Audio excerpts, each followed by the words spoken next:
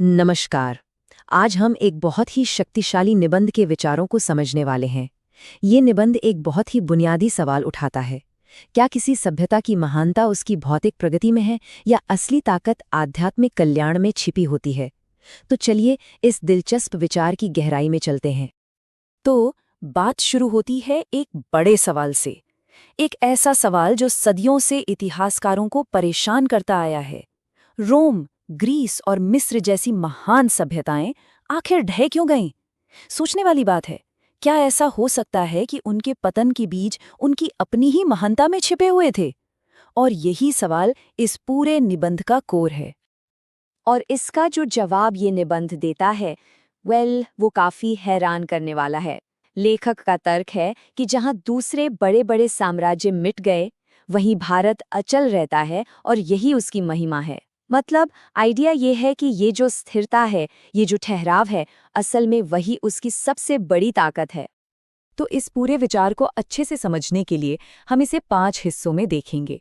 पहले, अचल सभ्यता का आखिर मतलब क्या है? फिर मन को बेचैन पक्षी क्यों कहा गया है?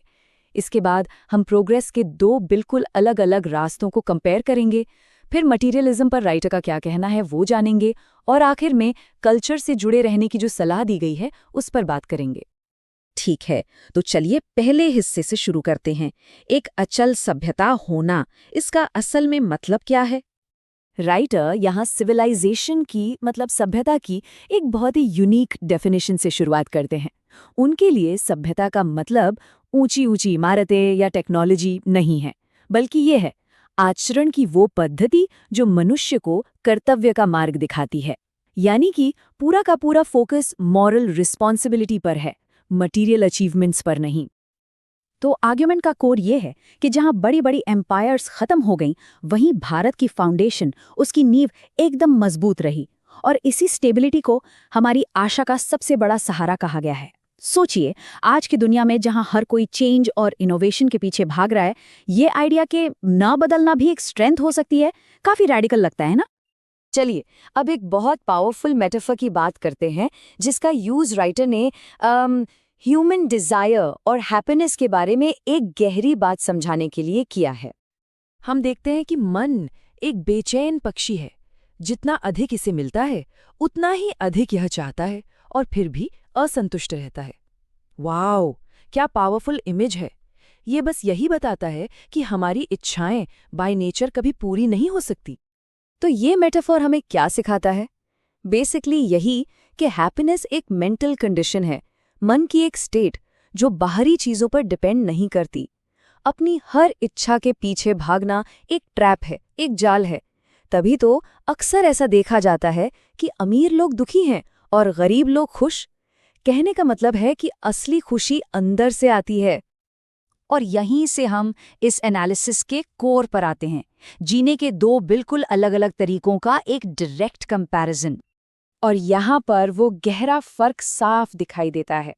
मॉडर्न सिविलाइजेशन, जैसा राइटर कहते हैं, हमारी इच्छाओं को मल्टीप्लाई करने पर यानी बढ़ाने पर चलती है, ताकि हम हमेशा और ज्यादा चाहें।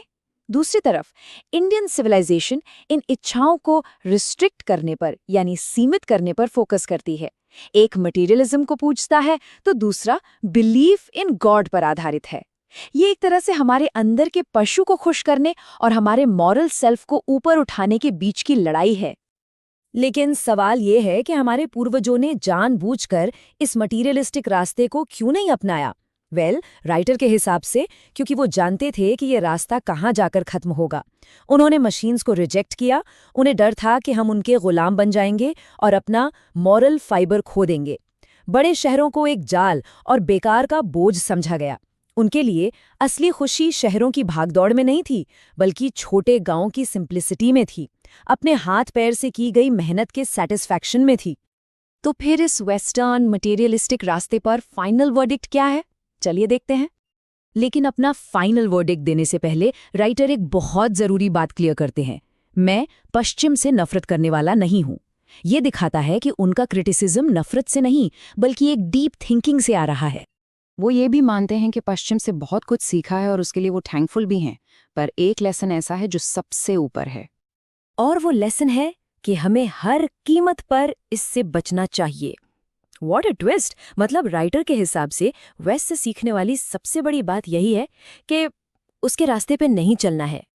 तो आखिर हमें बचना किस चीज से है? राइटर इसे कहते हैं विशुद्ध भौतिकवाद, और इसकी डेफिनेशन क्या है? ये पदार्थ की पूजा है, ये हमारे भीतर के पशु की पूजा है। बेसिकली ये वो सोच है जो मटेरियल वर्ल्ड को स्पिरिचुअल और मॉरल वर्ल्ड से ऊपर रखती है। तो इस सब का मतलब क्या निकलता है? ये हमें राइटर की फाइनल एडवाइस की तरफ ले जाता है, उनका कॉल टू एक्शन। और ये जो फाइनल एडवाइस है वो एक बहुत ही पावरफुल इमेज के जरिए दी गई है। भारत के हर प्रेमी का ये कर्तव्य है कि वो पुरानी भारतीय सभ्यता से उसी तरह चिपके रहे जैसे एक बच्चा अपनी माँ के सीने से चिपकता है। मैसेज एकदम क्लियर है, अपनी कल्चरल रूट्स को मजबूती से पकड़ कर रखना है। तो चलिए सारी की टेकअवेज को क्विकली समराइज करते हैं। पहला, सिविलाइजेशन का मतलब मॉरल ड्यूटी है, मटेरियल गेन नहीं। दूसरा, अनलिमिटेड वांट्स से सिर्फ डिससैटिस्फैक्शन ही मिलती है। तीसरा, असली खुशी मन की एक स्टेट है। और चौथा, मटेरियलिज्म का रास्ता हमारे मॉरल फाइबर के लिए एक खतरा है। हम इस चर्चा को एक आखिरी सवाल के साथ खत्म करते हैं। एक ऐसी दुनिया में जहां हर कोई लगातार प्रोग्रेस के पीछे भाग रहा है, वहां स्थिर रहने की, स्टेइंग पुट की क्या वैल्यू है? क्या सच में अचल रहने में भी कोई ताकत हो सकती है?